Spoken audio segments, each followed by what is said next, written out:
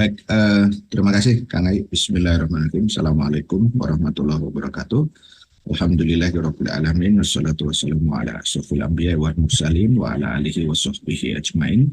Asyhadu an la ilaha illallah wa asyhadu anna Muhammadan abduhu wa rasuluhu alladzi la nabiyya wa la rasula ba'dah. Alhamdulillah, pertama sahabat-sahabat rahimahullah, Bapak Ibu sekalian, kita kembali panjatkan puji syukur kita kehadirat Allah Subhanahu wa taala. Shalawat dan salam kita sampaikan pada baginda Rasulullah Shallallahu alaihi wasallam, keluarga, sahabat dan juga umatnya kita semua hingga akhir zaman. Amin ya Allah ya rabbal alamin. Alhamdulillah, kami di episode ke-192 ya hari ini untuk khusus ya kajian siasi. Jadi alhamdulillah kita sudah sejauh ini berjalan ya dengan segala dinamika persoalan yang kemudian terjadi, dan hari ini di akhir tahun 2023 ya, di bulan Masehi Desember gitu ya. Hari ini tanggal 18 kita akan mencoba untuk mengkilas balik begitu ya. Makanya saya berikan catatan-catatan nanti di terkait dengan peristiwa ya yang bisa kita ambil kemudian sepanjang tahun 2023, khususnya nanti di bidang hukum dan pemerintahan ya. Kemudian yang kedua adalah di bidang politik luar negeri ya. Jadi ini bagian pertama karena memang begitu banyak peristiwa yang terjadi selama kurang lebih mungkin 52 pekan ya sepanjang tahun 2023 ini, dan insya Allah ya pekan depan kita spill dulu gitu ya. Nanti kita akan membahas untuk bagian yang kedua ya, nanti terkait dengan seputar ekonomi, kemudian juga sosial budaya, dan juga terkait dengan keagamaan begitu ya secara lebih khusus gitu ya. Sehingga nanti mudah-mudahan nanti biasanya nanti seperti tahun-tahun sebelumnya sudah banyak yang pesan PPT ya.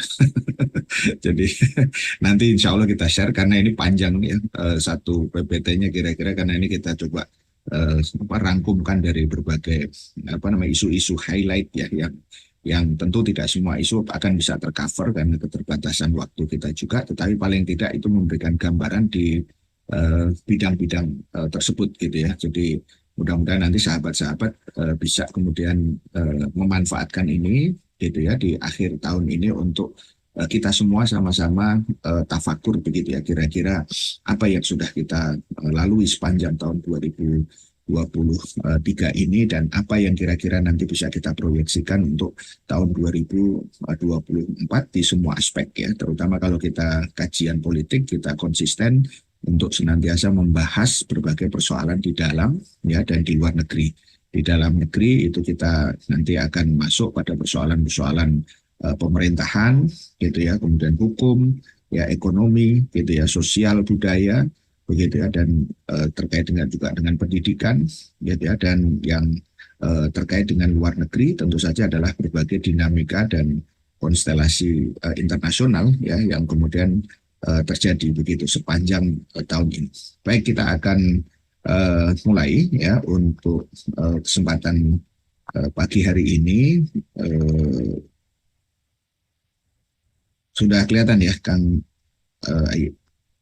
Baik. Sudah. Ya, kita akan masuk dulu tentang catatan dan proyeksi politik Islam tahun 2023 ya, untuk bagian yang pertama di aspek pemerintahan, hukum dan politik. Jadi ini politik luar negeri, Mas.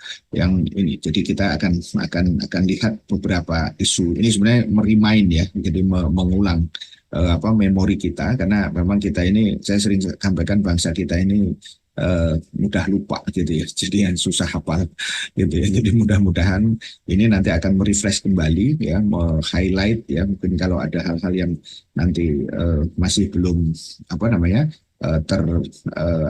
sampaikan juga nanti sepanjang ya nanti kita mengadakan acara ini, nanti bisa kemudian teman-teman juga bisa memberikan masukan-masukan gitu kira-kira. Jadi yang akan saya mulai fakta dulu tentang pemerintahan dan hukum sepanjang 2023 ini. Jadi yang isu yang mengemuka ya sepanjang tahun 2023 itu diawali dengan adanya apa yang kita sebut sebagai Perpu ya Undang-Undang Ciptaker gitu ya, yang ini membuat heboh dan juga nanti masih seputar terkait dalam negeri, yaitu adalah masalah separatisme ya di Papua. Jadi kita mulai sebenarnya awal dari terbitnya Perpu ini sudah dimulai di akhir 2022 begitu ya, waktu itu Desember gitu ya, Jokowi terbitkan Perpu Cipta Kerja. Nah, ini isinya gitu ya.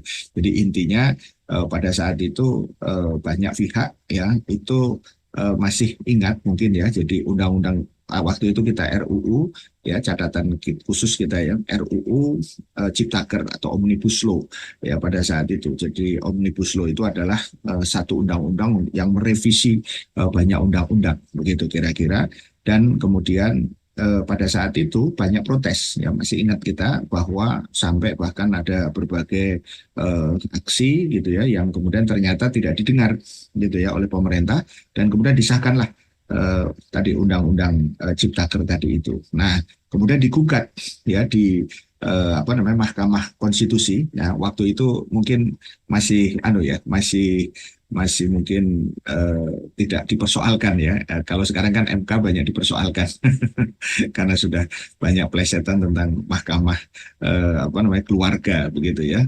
Ya, nanti kita bahas ya di bagian apa namanya yang lain atau berikutnya. Nah, pada saat itu kemudian digugat ya, ada judicial review, dan kemudian ternyata MK waktu itu memberikan catatan bahwa undang-undang itu inkonstitusional gitu ya. Jadi tidak secara prosedur itu tidak bisa kemudian memenuhi gitu ya kriteria daripada pembuatan undang-undang. Padahal undang-undang itu sudah menghabiskan ya, saya kira biayanya mahal begitu ya, yang kita kenal dulu dengan undang-undang TikTok gitu ya. Ya belum selesai diketik ya sudah diketok, nah, gitu kan. Jadi pada saat itu heboh lagi gitu ya, karena kemudian pemerintah ngotot untuk melakukan apa yang disebut dengan rekomendasi MK pada saat itu, yaitu melakukan revisi gitu ya. Jadi harusnya undang-undang itu mestinya secara prosedural sudah inkonstitusional, tapi kemudian masih kasih bersyarat, bersyaratnya itu kalau diperbaiki begitu ya. Nah, kemudian pada saat itu terjadi upaya gitu ya. Di momen itu saya masih ingat ada salah seorang sahabat saya, Profesor Asep Warlan, ya, seorang pakar hukum tata negara itu di sela-sela itu tuh beliau bercerita kepada saya, beliau sudah almarhum, bagaimana kemudian apa ya, upaya mereka, maksudnya dari pihak pemerintah itu untuk ngotot memperbaiki, karena memang seperti yang sudah kita sampaikan sebelumnya, semacam ada apa ya istilahnya, upaya yang tadi apa, ngotot untuk menggelar karpet merah gitu ya bagi para investor, terutama kemudian investor-investor asing begitu ya. Jadi makanya waktu itu disebutnya bukan Undang-Undang Cipta Kerja tapi Cipta Investasi, karena pengennya kemudian melakukan tadi gelar karpet merah terhadap investasi-investasi asing. Ya, nah ternyata kemudian di sela-sela itu muncullah Perpu ini gitu ya. Jadi Perpu ini ya dianggap kemudian keadaan sudah demikian genting gitu ya, karena Perpu ini kan hanya dikeluarkan dalam keadaan yang memang genting begitu ya, tapi banyak pihak ternyata kemudian justru malah mengkritisi daripada Perpu ini gitu ya. Jadi Perpunya nomor 2 gitu ya, tahun 2020 2 tanggal 30 Desember pada saat itu gitu ya, dan ada beberapa pokok-pokok aturannya gitu ya. Jadi terkait dengan perubahan-perubahan begitu ya, mulai dari masalah pekerja yang alih daya gitu ya, kemudian tentang sinkronisasi harmoni antara keuangan pemerintah pusat ya dengan daerah, kemudian masalah sumber daya air dan macam-macam begitu ya. Dan kemudian ada banyak kritik yang menarik. Kritik ini dari salah seorang pakar ya hukum tata negara ya, Profesor Jimli, mantan juga ketua Mahkamah Konstitusi ya. Pada saat itu sudah muncul yang kritik bahwa Jimli kritik Perpu Cipta Kerja rule by law gitu ya, yang kasar dan sombong gitu ya. Jadi kekuasaan yang dikatakan peran MK dan DPR diabaikan. Kan sudah ada tadi ya hasil keputusan MK, tapi ternyata tetap aja di Perpu.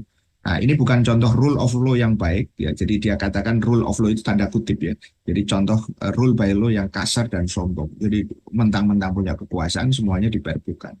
Begitu ya. Bahkan ya dia menyebut ya ada celah untuk memakzulkan gitu ya Presiden Jokowi ya pada saat itu gitu ya. Jadi ini yang kemudian membuat tadi apa kondisi itu tetap aja ya DPR itu apa namanya mengamini gitu ya. Ya, tapi hati-hati ya dengan menggunakan kata amin ini. Gitu ya. Jadi mengamini apa yang kemudian dilakukan oleh pemerintah dengan Perpu itu. Buktinya apa? Perpu itu kemudian nanti jadi undang-undang. Karena Perpu itu kan harus disetujui dulu. Nah, setelah kemudian nanti disampaikan DPR-nya setuju ya sudah itu berlaku langsung. Jadi ini yang disebut Profesor Jimli tadi rule of law yang kasar dan sombong begitu ya. Nah, bahkan, nah ini menariknya Pak Mahfud yang jadi menteri, gitu ya, dia bahkan sampai mengatakan ini, kalau saya tidak jadi menteri juga akan kritik, gitu. Masalahnya beliau jadi menteri, jadi tidak ada itu kritik, gitu ya. Jadi itu yang apa namanya terjadi. Beberapa akademisi mengatakan Perpu Ciptaker ini seperti prank, gitu ya. Jadi tadinya mau katanya direvisi, ternyata kemudian tidak perlu revisi, jalur cepat saja langsung Perpu saja kemudian dilakukan karena merasa bahwa DPR pasti akan ini apa mendukung lah begitu kira-kira begitu. Ya, jadi Perpu ini bukan alasan yang tepat untuk menjalankan putusan MK tadi. Jadi undang-undangnya yang apa namanya sedang diperbaiki tidak keluar sama sekali draftnya, ya ternyata kemudian tahu-tahu sudah muncul Perpunya tadi itu. Ya, jadi di sini yang saya kira ini problem pertama terkait dengan hukum ya yang penting untuk kemudian dicermati sepanjang 2023 awal. Nah, kemudian juga terkait dengan masih seputar separatisme ya yang kemudian terjadi di uh, apa Papua yang jumlah korban itu bertambah ya. Jadi kita pada saat itu Panglima TNI Yudo itu kemudian apa namanya ya kelihatan sekali kita ini sangat-sangat tadi lemah begitu di hadapan orang-orang yang berusaha untuk ya tadi melakukan upaya-upaya separatis ya terhadap negeri ini gitu ya. Jadi beliau mengatakan gitu ya bahwa kasusnya pada waktu itu ya itu adalah mereka sedang mencari ya dari personel TNI itu keberadaan pilot Susi Air ya Philip Mark ya yang di wilayah distrik Mugimam yang Duga ya di Papua. Jadi jumlah korban dari TNI bertambah begitu ya. Kemudian kita juga mengetahui bagaimana prajurit juga ada yang hilang, status siaga tempur, ya nasib pengungsi dan seterusnya. Pada saat itu banyak penilaian ya yang terkait dengan persoalan tersebut dengan harapan bahwa jangan sampai kemudian ini terus berlanjut karena kita sudah bahas berkali-kali ya segera harus ada kemudian tindakan ya yang terkait dengan Papua ini dengan tegas ya tetapi terukur dan itu memang harus kemudian dilakukan oleh apa tentara begitu. Jadi bukan semata-mata diambangkan. Yang sekarang ini terjadi polisinya gitu ya disuruh untuk kemudian melakukan apa yang disebut dengan penanganan tadi KKB kan disebutnya kan KKB gitu ya. Jadi apa namanya kelompok apa namanya yang terkait dengan tadi pengganggu keamanan begitu ya yang bersenjata gitu. Jadi masih ditanganinya secara ini apa polisi. Jadi bukan oleh tentara dan tidak dianggap seolah-olah ini adalah sesuatu yang separatis gitu. Padahal ini jelas-jelas separatis dan ada dugaan kuat bahwa juga pilot yang dicari itu sebenarnya tadi ada dugaan kuat dia terkait dengan kelompok-kelompok separatis sebenarnya gitu ya. Jadi di sini saya kira penting untuk mengingatkan kembali tentang masalah tersebut gitu ya. Terlepas dari berbagai klaim ya. Jadi salah satu berita misalnya pada saat itu menunjukkan TPNB ya TPNPB maaf OPM itu klaim tembak mati 9 prajurit TNI di Nduga gitu ya. Kemudian sebaliknya TNI juga mengklaim KKP di Papua sudah terjepit, panik, sudah bubar, kocar kacir gitu. Tapi sampai sekarang tetap aja terus gitu ya, terus melakukan ini. Nah, itu yang pertama. Ya, kemudian yang kedua kita runut lagi berita berikutnya terkait dengan heboh ya Mahfud ini Pak Mahfud ya, akhirnya akhirnya gitu ya. Akhirnya dengan berbagai kehebohan jadi juga gitu ya, menjadi cawapres sekarang. Gitu ya. Jadi tentang transaksi 300 triliun di Kemenkeu gitu ya. Jadi waktu itu selaku Menko Polhukam dia mengatakan 300 ya triliun transaksi di Kemenkeu terkait dengan dugaan pencucian uang gitu ya. Jadi sepanjang laporan itu antara 2009 gitu ya sampai 2023 yang melibatkan 460 orang dengan 160 laporan pada saat itu begitu ya. Dan kemudian tadi ada satu proses ya tarik ulur lah begitu kira-kira ya dengan Kemenkeu pada saat itu, bahkan sampai Bu Sri Mulyani saja waktu itu melakukan mengumpulkan influencer karena opini publik mengatakan wah ini sudah ada masalah ya. Dan jangan lupa waktu itu juga paralel kita kaitkan dengan masalah yang menyangkut salah seorang tadi pegawai pajak yang anaknya juga melakukan penganiayaan begitu ya, kebiadaban begitu ya. Dan kemudian akhirnya dari sini terbuka ya berbagai persoalan-persoalan seputaran pajak, dan kemudian ternyata juga menyangkut apa yang disampaikan oleh Pak Mahfud ini gitu ya. Tetapi sayangnya setelah kemudian ada adu data konon ya katanya di DPR begitu ya, ternyata kemudian menurut pengamat politik pada saat itu ya Bu Rocky itu ternyata kemudian akhirnya kasus itu yang melempem begitu saja begitu ya. Jadi seolah-olah kemudian ini sudah beres ya, in proses sedang diselesaikan. Padahal sampai hari ini kita tidak tahu itu seperti apa kasusnya begitu ya. Kalau misalnya tadi ada dugaan laporan sekian terus orang-orang yang terlibat itu diapakan semua orang itu begitu ya. Makanya apa yang dikatakan Bung Rocky itu saya kira menarik. Orang yang bergembira pertama artinya dia menyimpan kejahatan. Jadi seolah-olah setelah kasus ini tutup semuanya happy begitu ya. Padahal kita masyarakat menduga kuat ya apa sebenarnya yang terjadi dengan 300 itu ya, 300 triliun ya, jangan lupa.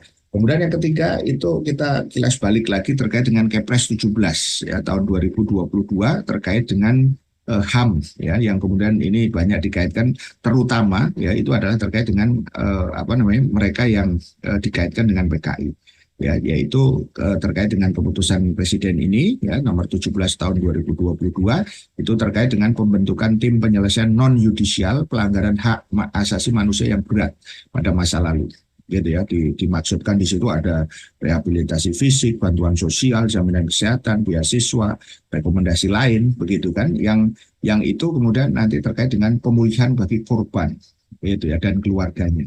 Pertanyaannya sebenarnya sederhana saja, siapa yang disebut dengan korban itu gitu ya. Ya kalau yang dimaksud ya ternyata setelah kemudian di list gitu ya di bawah tim pelaksana yang diketuai oleh Makarim Wibisono ya pada saat itu dengan sekian anggota tadi itu muncullah kemudian berikutnya Inpres ya, setelah Kepres kemudian Inpres tahun 2023 nomor 2 gitu ya, tentang pelaksanaan rekomendasi penyelesaian non yudisial pelanggaran hak asasi manusia yang berat ya di masa lalu. Jadi ini ada detailingnya karena namanya juga instruksi gitu ya. Dan kemudian kita lihat kronologinya sedikit ya karena ini penting gitu ya. Nah, yang dimaksud itu kemudian ternyata setelah ada proses yang cukup panjang ya dari tanggal 20 Juli tahun 2002 ya. Jadi sudah cukup panjang ini kemudian berlanjut begitu terus kemudian ada berbagai selah waktu begitu ya kira-kira begitu ya yang kemudian akhirnya melahirkan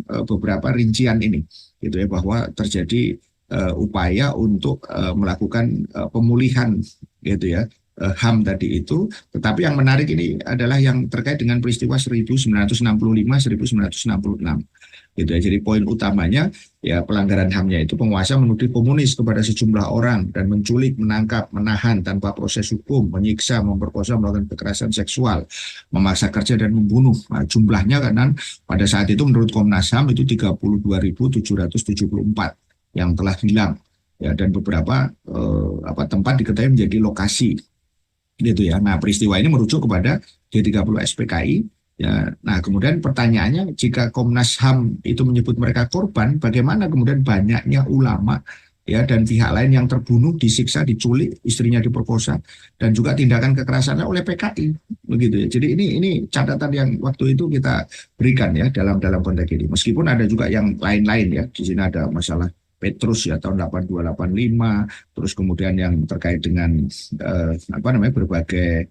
peristiwa termasuk di Aceh begitu ya, kemudian penculikan aktivis, kerusuhan Mei ya 98, 91, 92, ya pembunuhan dukun santet, kemudian juga termasuk apa namanya tragedi apa namanya Simpang Kertas begitu ya, kemudian di Wasior Papua ya, di Wamena begitu ya, di Aceh gitu ya. Tetapi pada saat itu juga sampai 2000 kemarin 2023 yang terkait juga misalnya dengan kasus tadi, logika berpikirnya kalau kalau yang orang-orang yang katanya menjadi apa namanya korban PKI gitu ya, itu gimana penyelesaiannya. Bahkan kalau ditarik ke belakang lagi tahun 48 sekian banyak orang yang kemudian mereka itu dibunuh oleh PKI Madiun tahun 48, itu juga masih termasuk juga yang paling akhir ini bagaimana kemudian kondisi 6 orang apa namanya ini apa syuhada ya yang meninggal kemarin begitu ya, pengawal daripada Habib Rizik Syihab ya, seorang ulama yang sangat apa namanya berpengaruh begitu kan, itu juga belum belum disentuh ya terkait dengan masalah ini gitu ya. Sehingga dari sini nampak kemudian memang ada hal-hal yang perlu untuk dikritisi begitu ya. Jadi jangan sampai kemudian ini semacam berat sebelah begitu ya, bahkan kemudian malah bukan berat sebelah tapi tidak menyentuh sama sekali kepentingan daripada korban-korban yang sesungguhnya, termasuk tadi kalau itu kaitannya dengan kasus 65 begitu, karena ini tentu adalah sesuatu yang penting ya. Kemudian yang keempat ya, kita masuk ke tentang kebiadaban Sambo dan kawan-kawan begitu ya, yang kemudian kita tahu setelah dihukum mati pada persidangan apa namanya pertama, kemudian ternyata dibatalkan gitu ya untuk dihukum mati, padahal saat itu sudah jelas-jelas divonis hukum mati begitu ya. Jadi si Ferdi ini ya batal dihukum mati. Nah, Wamenkumham yang sekarang jadi tersangka gitu ya ya, Wamenkumhamnya ini setiap putusan harus dianggap benar dan dihormati, nah, gitu kira-kira kata apa wakil menteri ini ya. Kemudian bahkan ya MA itu mendiskon. Nah, di kita kan ini tidak ada penambahan hukum, malah pengurangan hukum. Itu hukuman PC yang terlibat dari 20 tahun menjadi 10 tahun, jadi 50%. Ya akhir tahun ini memang banyak diskon ya, tapi diskonnya udah berlaku pada saat waktu itu ya, bulan-bulan Agustus ya kalau nggak salah peristiwanya tadi MA itu ya melakukan diskon gitu ya, Sambonya tidak jadi dihukum mati, yang lainnya dikurangi semua itu ya, komplotan itu ya, komplotannya si Ferdi itu gitu ya. Jadi menurut pakar upaya hukum keluarga Brigadir J sudah selesai gitu, karena inilah kita dulu tahu tarik ulurnya bagaimana begitu ya. Nah, pakar bahkan menyebutkan pidana penjara seumur hidup, jadi dari hukuman mati menjadi hukuman seumur hidup bisa berkurang lewat KUHP baru, bahkan dia bisa bebas nanti, karena nanti di KUHP yang baru ya itu tahun 2026 ya di apa namanya istilahnya apa berlakukan begitu. Itu kalau orang dihukum penjara seumur hidup, kalau dia sudah menjalani kurang lebih dia sudah 20 tahun, itu nanti akan bisa kemudian ini memiliki peluang untuk bebas gitu ya. Jadi dari sini kita bisa melihat bahwa ada banyak persoalan ya terkait dengan persoalan hukum kita ya yang ada di situ gitu ya. Makanya kemudian suara dari pihak keluarga ini ya batal dihukum mati menurut keluarga Brigadir J pada tidak adil. Kata ini saya kira cukup mewakili ya, tidak adil ya. Bahkan kemudian pengacaranya sempat menjadi tersangka untuk meskipun untuk kasus yang lain, tapi ini ada semacam upaya ini ya balas dendam begitu kira-kira begitu. Nah, ini kita ungkapkan kembali bagaimana kemudian kebiadaban gerombolan ini begitu ya. Saya ingin katakan sebagai seorang yang katanya dulunya itu adalah apa namanya kepala propam gitu ya, yang orang sebut polisinya polisi begitu ya kira-kira. Ya, Anda bisa bayangkan dalam keadaan dia tidak berdaya, Brigadir J ini dari hasil rekonstruksi itu kemudian di apa namanya tembak dalam jarak dekat ya 2 meter di sini, dan kemudian belum meninggal akhirnya si Freddy penjagal ini itu kemudian tadi melakukan tembakan, dan baru kemudian dia untuk mengelabui dia tembak dinding begitu. Jadi ini saya kira memori kita harus kita refresh kembali untuk menggambarkan bahwa tindakan dia itu sangat-sangat biadab gitu. Jadi kalau dia dihukum mati itu sebenarnya sudah semestinya, bukan malah kemudian kurangi ya daripada tadi kejahatan yang dia lakukan. Kemudian yang kelima yang masih seputar penembakan tuh terkait dengan penembakan kantor MUI pusat gitu ya. Jadi tanggal 2 Mei 2023 peristiwanya begitu ya, ada orang yang beberapa kali memang kemudian istilahnya melakukan penembakan begitu ya. Dia mengaku namanya Mustafa ya, kemudian ketika dia ditanya ya malah mengeluarkan senjata ini jenis air gun dan kemudian menembakkannya. Nah, setelah menembakkan beberapa peluru dia kabur namun berhasil ditangkap ya oleh petugas keamanan. Setelah ditangkap kemudian dia pelaku pingsan, kemudian dibawa ke kantor polsek terdekat diperiksa dan ternyata kemudian sudah mati begitu ya. Jadi kita bisa lihat ya apa penyebabnya belum bisa dipastikan ya pada saat itu begitu ya. Jadi ini banyak kejanggalan ya pada saat itu. Bahkan menurut Wakil Sekjen MUI Pak Arief Farudin mengatakan pelaku sebelumnya sudah 2 kali mengirim surat ancaman ke kantor MUI dan kemarin kedatangannya yang ketiga kali. Jadi dalam surat itu dia menyebut dirinya mewakili Nabi. Begitu ya. Jadi ini yang saya kira contoh-contoh ya nanti akan juga terkait dengan pembahasan pekan depan insya Allah ya, nanti terkait dengan persoalan sosial keagamaan. Ya, tapi ini saya ingin lihat dari aspek hukumnya dulu gitu. Jadi ini yang saya kira penting karena sebelumnya kita tahu pada waktu tahun sebelumnya 2021 atau 2022 waktu itu kemudian juga terjadi terkait dengan bagaimana MUI itu kemudian di framing ya terkait dengan ada di antara anggota yang kemudian atau pengurus ya yang kemudian dikaitkan dengan tindak terorisme begitu ya. Nah ini saya kira ada catatan-catatan ya, ada misalnya di salah satu judul di Republika disebutkan 4 kejanggalan penembakan kantor MUI dari rekening hingga masalah senjata begitu ya yang ada di situ. Kemudian yang keenam ya ini adalah terkait dengan usulan BNPT untuk kontrol masjid begitu ya. Jadi ini yang saya kira terus kemudian kita ingatkan. Jadi BNPT usul semua tempat ibadah di bawah kontrol pemerintah gitu ya. Jadi pertanyaannya mampu nggak begitu ya? Itu dari ini kalau benar-benar diserahkan begitu. Dan saya kira itu juga akan terkait dengan berbagai konsekuensi begitu ya. Jadi kepala BNPT yang baru Riko Amelza itu kemudian ya tadi dia mengatakan agar tempat ibadah itu di bawah kontrol. Tetapi kalau kita bicara ini ternyata kemudian itu direspon terkait dengan satu semacam kritik lah kepada pemerintah itu terkait dengan di Kalimantan Timur ada masjid di Balikpapan katanya tiap hari mengkritik pemerintah Pak. Gitu soalnya. Nah setelah itu kemudian dia respon dengan itu gitu ya. Dia meniru aturan yang sudah berlaku di Malaysia, Singapura, ya beberapa negara di Timur Tengah hingga Afrika gitu ya. Jadi ini yang saya kira jadi masalah begitu, bukannya kemudian bikin tenang tapi bikin gaduh terus gitu ya dari BNPT ini begitu ya. Sehingga dari sini kita perlu ingatkan di MI sendiri ya Pak Yusuf Kalla itu sudah mengatakan bahwa menolak usulan BNPT tadi itu karena itu bentuk dari totaliter ya, tindakan atau sikap totaliter yang ada di situ. Tapi ya itulah BNPT ya seperti dengan tadi Densus 88 karena mereka ini dua tadi tools ya, 2 alat yang senantiasa digunakan dalam kaitannya dengan isu terorisme dan radikalisme. Kemudian yang ketujuh ya kita masuk di tragedi Rempang.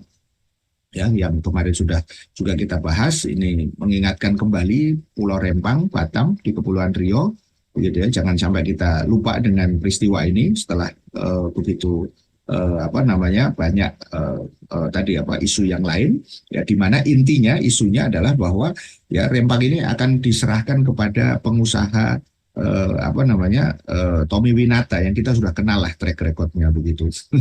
Ya, luasnya itu 16.583 hektar dan kemudian menggait tadi investor asing ya katanya dari Cina begitu yang diklaim-klaim gitu ya oleh Menteri apa investasi itu apa perusahaan atau istilahnya pabrik kaca terbesar, tapi ternyata juga banyak banyak yang tidak sinkron begitu ya kira-kira. Dan kemudian isu ini tadi libatkan lebih dari 10.000 warga itu terancam akan digusur begitu ya. Terakhir katanya tidak digusur tapi digeser gitu ya. Ya ini permainan-permainan bahasa ini sebenarnya hanya akal-akalan saja begitu ya. Tapi yang kemudian terjadi mereka sudah sangat-sangat melukai hati masyarakat, bukan hanya di Rempang saja tapi juga memperlihatkan bagaimana kemudian saudara-saudara kita di berbagai tempat yang lain sebenarnya yang serupa dengan Rempang. Ya pada waktu itu di Rempang ini tadi karena mau dikosongkan ya karena harapannya adalah clear and clean gitu ya kira-kira. Sampai kemudian ini ya terjadi kerusuhan begitu ya dan kemudian tadi ya PT MAC ini dari kelompoknya Tommy Winata ya yang kemudian tetap apa namanya ngotot dan akhirnya diberikan ya dengan konon investasi 381 triliun sampai 2080 ya pada saat itu untuk kawasan zona industri, agrowisata, pemukiman komersial, zona pariwisata, pembangkit listrik tenaga surya, marga satwa dan alam, cagar budaya dan seluruhnya.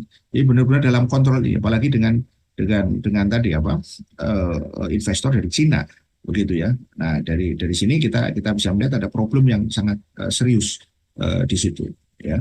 Jadi ini yang saya kira perlu untuk kemudian terus dikritisi. Kemudian yang kedelapan itu kita bicara tentang revisi Undang-Undang ITE Jilid 2 kemarin ya dan bahaya daripada kriminalisasi gitu ya. Karena apa? Karena kemarin sudah disetujui ya per tanggal 5 Desember ya awal bulan ini ya.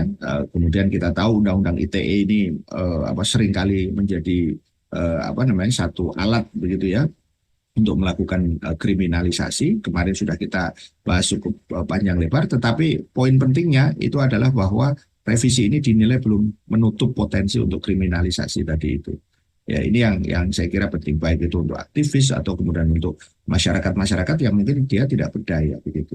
Dan yang ke-9 itu dimulainya Pilpres ya dan Pileg ya tahapan-tahapannya tahun 2024.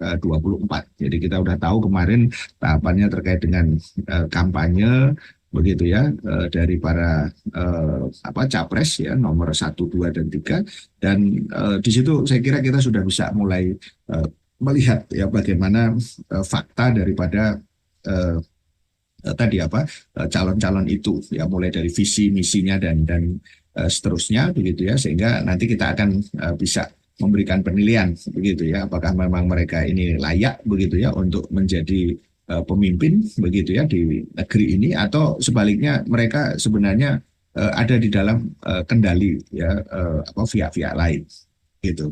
Nah baik kita masuk itu dari dalam negeri Kang Ayi, Bapak Ibu sekalian, sahabat-sahabat rahmatullah, kita masuk ke politik luar negeri ya di Polugri. Apa yang terjadi di sepanjang 2023? Satu ya kita ingatkan ini sudah ada serangan brutal Zionis ke Al-Aqsa. Begitu ya di sekitaran April ya tahun 2023. Jadi kalau kemarin 7 Oktober ya Hamas itu melakukan serangan, sekali lagi kita ingatkan itu adalah serangan balasan dari apa yang disebut dengan penjajahan gitu ya, atau genosida yang dilakukan selama ini atau ethnic cleansing gitu ya, jadi pembersihan ya, istilahnya pembantaian ya daripada etnis ya dalam konteks ini adalah mereka yang ada di Palestina Muslim gitu. Jadi tanggal 5 April itu sudah terjadi. Jadi waktu itu Israel melakukan serangan dan kita juga sempat ya waktu itu melakukan ini ya Kang satu istilahnya live streaming ya dari saudara-saudara kita waktu itu siapa waktu itu saya lupa ya kita melihat keadaan langsung ya pada saat itu di Masjidil Aqsa. Jadi ini TKP-nya bukan di Gaza tapi kemudian di Masjidil Aqsa. Nah ini sedikit merefresh tentang agar memori kita semakin kokoh begitu ya. Ini adalah halaman Masjidil Aqsa yang kemudian sering disebut sebagai Masjid Kibli gitu ya. Jadi masjid kibli itu konotasinya ke kiblat gitu ya, karena memang menjadi kiblat pertama daripada kaum muslimin gitu ya. Ini bagian dari arah dalam. Nah, di sana kelihatan di situ ada Dome of Rock atau yang disebut dengan kubah Sakhro itu ya, warna emas itu dari arah dalam masjid. Nah, ini kemudian karpetnya ya, warnanya itu pintunya catnya hijau.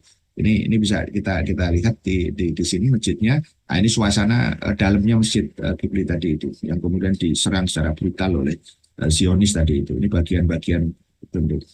Nah, pada saat itu muncul tadi kecaman ya dari berbagai negara, ada Turki gitu ya, bahkan PBB terkejut gitu ya, gitu ya. Jadi apakah terkejut atau drama ya, kita tahu juga dunia mengecam Israel gitu ya. Jadi hanya mengecam aja dari dulu kita tahu, tapi tidak pernah mereka kemudian bersungguh-sungguh. Jadi ini adalah sebuah istilahnya tingkat halu yang tingkat paling paling akut ya, saya kira begitu ya. Jadi terkejut dan seterusnya ini sebenarnya hanya gimmick-gimmick saja gitu kan. Bahkan Amerika siap ikut campur ya, namanya juga ya tadi anak kesayangannya begitu ya, dia akan dukung ya Zionis tadi itu menyerang Gaza gitu. Jadi sebenarnya ini sesuatu yang sudah terjadi. Jadi jangan sampai kemarin dengan 7 Oktober itu seolah-olah kemudian dunia kembali memojokkan Palestina atau Hamas atau siapapun kelompok-kelompok mujahidin ya yang ada di situ. Jadi saya mengutip seorang pemikir ya, dia Noam Chomsky ya, profesor ya, dia profesor linguistik ya, beliau mengatakan sebenarnya masalah Palestina itu sangat-sangat sederhana, yaitu cerita ya, narasinya itu adalah tentang penjajahan, tapi dibuat rumit sedemikian rupa sehingga kemudian akhirnya menjadi Barat itu atau dunia itu menyalahkan Palestina dan membenarkan langkah-langkah daripada Zionis gitu. Sebenarnya simpel saja, kalau itu penjajahan, usir itu penjajah gitu. Jadi hapuskan tadi Zionis itu dari peta begitu ya, yang ada di situ. Kemudian yang kedua, setelah serangan brutal ke Masjidil Aqsa tadi itu kita bicara sedikit tentang konflik di Sudan dan kemudian kebencian India dan pemilu di Turki ya. Perang itu kemudian berkecamuk pada saat itu di Sudan pada April ya 2023 tadi itu antara dua kelompok begitu ya, yang kemudian antara kelompok militer dan paramiliter ya, yang kemudian sudah berlangsung ya sedemikian rupa sampai kemudian mereka melakukan berbagai istilahnya kontak senjata lah begitu kira-kira. Jadi ini yang kemudian menjadi problem di mana Jenderal Abdul Fattah Al-Burhan ya menjadi kepala angkatan bersenjata gitu ya, dan juga presiden dari hasil kudeta, sementara wakilnya sekaligus pemimpin RSF jadi semacam paramiliternya Jenderal Muhammad Hamdan Dagalo atau disebut dengan Hemedti ya, mereka kemudian tidak setuju dengan arah negara yang akan menuju pemerintahan sipil gitu ya. Jadi rencananya yang terkait dengan meleburnya 100.000 pasukan RSF ke tubuh militer, dan kemudian siapa yang nanti akan memimpin ya pasukan itu. Jadi itu pemicunya di situ. Tapi sebenarnya ini kita bisa kaitkan dengan bagaimana kemudian permainan asing ya di situ yang senantiasa membuat umat Islam termasuk di dalamnya di kasus Sudan tadi itu mereka akhirnya berkonflik ya satu sama lain gitu ya. Jadi dari sini kita bisa melihat rivalitas inilah yang kemudian akhirnya menjadi pintu masuk daripada kekuatan-kekuatan asing ya, yang kemudian ada di sana gitu ya.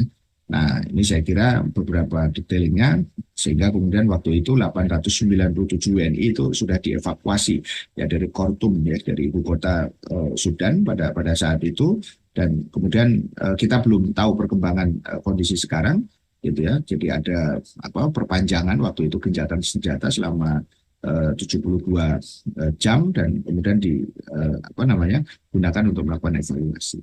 Nah, di India itu ada heboh terkait dengan pendeta yang menyerukan agar pengikutnya menyerang Mekah gitu ya, dan merebut Ka'bah ya pada saat itu gitu ya. Jadi mereka mengatakan si pendeta ini ya yang namanya Yati Narsinganan ya gitu ya. Ya, dia anggota sayap kanan Hindu gitu ya, yang sudah kita pernah bahas gitu ya terkait dengan kebencian ya kelompok-kelompok ini. Hindu Rashtra adalah sebuah impian, kita tidak akan hanya akan merebut ya, kita tidak hanya akan merebut tapi juga kemudian tadi Mekah gitu ya, sungai Gangga Mahadev mengalir dalam bentuk Zam-Zam di sana. Ini pidato yang ngawur begitu ya, yang ada di situ, yang menunjukkan. Tetapi ini penting untuk kita sebut ya, bahwa ya mereka memiliki hubungan dengan BJP. Ya, BJP ini Bharata Janata, partai yang berkuasa ya, pimpinannya si Modi, yang memang selama ini tadi memang mereka memiliki politik kebencian ya terhadap Islam begitu ya. Jadi dari situ kita bisa melihat apa yang dilakukan ya, itu saya kira tidak jauh dari kebencian gitu ya terhadap Islam dan kaum muslimin. Ini tampangnya begitu ya, gitu ya. Kemudian apa namanya? Ini yang terus kemudian mereka gelorakan, dan sebelumnya kita tahu bagaimana kasus anak-anak muslimah ya yang ada di sana itu kemudian dilarang begitu ya, menggunakan kerudung misalnya begitu, kemudian penghinaan terhadap Nabi Muhammad begitu ya. Jadi saya kira sudah sering itu terjadi dan tidak ada seolah-olah tadi tindakan ya berhenti begitu saja begitu ya. Nah, kemudian yang kedua kita masuk ke Turki pada waktu itu tanggal 28 Mei tahun 2023, Erdogan kembali terpilih ya jadi presiden Turki gitu ya. Ini yang kemudian di apa namanya istilahnya sambut ya dengan berbagai tadi sikap begitu ya, karena di putaran kedua dia meraih tadi 52,3% ya, pada waktu itu suara sudah 96% ya dihitung. Nah kemudian ini jabatan dia yang berikutnya. Jadi pertanyaannya adalah apakah dengan jabatan ini dia juga semakin pro kepada kaum muslimin? Kita juga bisa lihat itu. Jadi bagi sahabat-sahabat yang mencermati ya politik yang terjadi di Turki, sebenarnya ya tidak ada hal-hal yang sangat signifikan. Terutama kita tahu bahwa Turki ya di bawah pemerintahan Erdogan ini berhubungan dengan Israel begitu ya, dengan Zionis begitu ya. Pangkalan Amerika juga tetap ada di situ begitu ya, dan kehidupan negara juga tetap ya, konstitusi tetap sekuler begitu ya. Jadi saya kira ini yang penting untuk kemudian menjadi catatan bagi kita. Kemudian di fakta berikutnya yang ketiga, kerusuhan di Perancis ya dan pembakaran Al-Quran di Swedia. Kita melihat bagaimana kemudian kericuan yang memicu ya seorang anak muda Muslim gitu ya, yang kemudian tembak begitu ya, sehingga akhirnya meninggal begitu ya. Akhirnya memicu tadi kerusuhan di pinggir Paris, kemudian bergerak ya si Nahel ya 17 tahun begitu ya. Ya, kemudian akhirnya dia awalnya itu dia di stop begitu ya, karena tidak membawa SIM, tapi kemudian justru tindakan ini akhirnya kemudian dia kabur dan ditembak begitu ya, sehingga akhirnya kemudian mobilnya menabrak dan akhirnya sampai meninggal ya, yang ada di situ. Jadi akhirnya terjadi protes di mana-mana. Ini kita bisa lihat di titik-titik ini tidak hanya kemudian di satu tempat tapi di banyak tempat begitu ya, sampai pada proses ini ya. Nah, ini beberapa kerusuhan yang kemudian terjadi. Nah, di sisi lain di Swedia itu kita lihat aksi pembakaran Al-Quran terjadi, dan ya akhirnya hanya mengecam ya, karena pelakunya tetap saja kemudian bisa melakukan. Jadi orang-orang yang seperti ini tetap saja kemudian dibiarkan atas nama apa yang disebut dengan kebebasan berekspresi, kebebasan untuk kemudian berpendapat gitu, freedom of speech. Itu ternyata kemudian di Barat itu hanya menjadi lagu basi ya untuk apa yang disebut dengan penghinaan terhadap Islam, Al-Quran, Nabi Muhammad ya. Ini kasus-kasus Perancis ya juga masih kita ingatkan tentang kartu Nabi begitu ya, tentang berbagai aspek. Selain di Swedia juga kemudian ada di Norwegia dan seterusnya. Kemudian yang keempat, saya kira kita sampai di sini, genosida Palestina dan diamnya penguasa Muslim ya, mulai Oktober 2023 per kemarin itu sudah 72 hari Kang Aye ya, dengan kondisi ini, dan korban itu sudah menembus angka 18.000 begitu ya. Jadi 18.000 gitu ya. Update-nya itu kita ingatkan kembali agar ini kita menjadi lebih apa namanya peka begitu ya.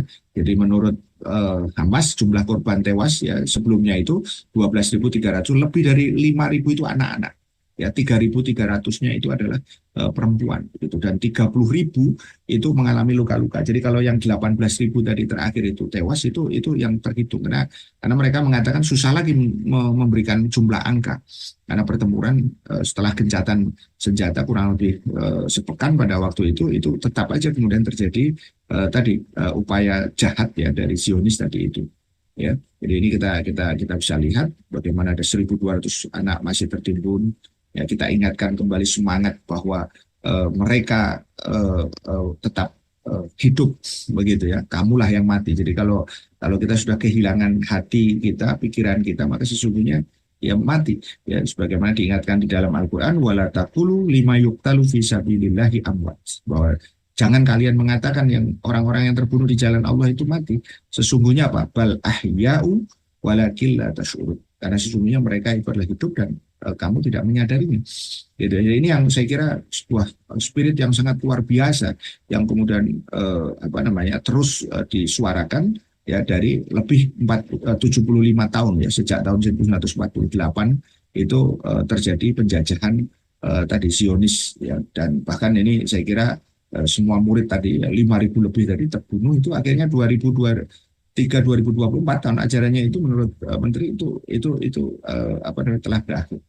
Ya, ini kita ingatkan kembali faktanya hari ini Zionis itu sudah menguasai lebih dari 85% sejak tahun 48 tanah Palestina. 15%-nya ya wilayah itu terpisah. Gaza ya sekali lagi dan tepi barat yang sering disebut sebagai Al-Quds atau Yerusalem ya, di sana ada Masjid Al-Aqsa tadi. Ini wilayah. Jadi kita ingatkan kembali tentang ini agar terus memori kita bersama dengan seluruh kaum muslimin di seluruh dunia. Ini Gaza yang kemudian menjadi TKP untuk kasus sekarang begitu. Dan ini juga sekali lagi bukan sekedar perang militer tapi juga perang opini ya, media ya. Mujahidin atau pejuang Hamas dituduh teroris padahal penjajah Zionis Yahudilah yang sesungguhnya teroris ya. Jadi pernyataan-pernyataan saya kira ini. Nah, bagaimana sikap penguasa kita ingatkan terus agar jangan sampai mereka lupa bahwa sikap penguasa Muslim itu ya ternyata mereka hanya sekedar gimmicknya saja. Itu tidak ada tindakan nyata, gitu ya. Tindakan nyata itu artinya mengusir ya penjajah ya, bukan sekedar membantu ya, bukan hanya sekedar berdoa gitu ya, dan bukan hanya sekedar boikot begitu ya, karena boikot itu sebenarnya lebih untuk tadi menenangkan kita begitu ya. Secara ekonomi juga kemudian saya kira di situ ada banyak hal ya, yang kemudian bisa dikaji begitu ya. Raja Yordania malah kemudian mengatakan solusi dua negara ya, Mesir itu kaitannya dengan pembelaan diri Zionis gitu ya. Presiden Iran mengatakan perang akan meluas kalau pembantian itu terus berlanjut. Raja Salman juga mengatakan intinya adalah tadi Oki akan melakukan langkah-langkah ya. Indonesia juga sama, tapi selesaikan dengan parameter PBB. Apa berarti dua negara juga gitu ya. Jadi dari sini kita sudah tahu arah dari mana ini ya. Jadi walaupun Oki mengutuk serangan ini, nah, sementara orang-orang kafir itu penguasanya retorikanya sama sebenarnya, tapi jauh lebih terbuka mereka gitu ya. Tentu ya tetap saja kemunafikan itu ada begitu ya. Nah, yang konsisten tanda kutip kita katakan di situ Joe Biden ya, bagaimana Presiden Amerika kuat ya dukungan terhadap Israel dan tidak tergoyahkan. 226 triliun dikucurkan untuk membantu Zionis tadi itu. Nah, terakhir kemarin adalah tentang derita Muslim di Rohingya yang kemudian sampai hari ini ya mereka kemudian justru malah dipojokkan dengan beberapa isu-isu cabang terkait dengan mereka tidak bisa syahadat lah, mereka kemudian ada yang non Muslim. Saya kira itu persoalan cabang. Persoalan pokoknya itu adalah ini adalah Palestina kedua gitu ya, Palestina Asia ya kalau disebutkan. Kenapa mereka stateless, mereka dibantai, dibakar, diusir oleh pemerintah sejak zamannya UNU begitu, yang mereka kemarin sudah kita analisis hubungannya juga dengan Israel tahun 48 Jadi mereka di Burma pada waktu itu kemudian diganti menjadi Myanmar, itu merdeka tahun 48 bulan Januari, sementara Zionis mendeklar penjajahannya itu adalah 14 Mei ya 48 ya pada saat itu. Jadi kita ingatkan ya, ada pejabat juga ya, Pak Mahfud mengatakan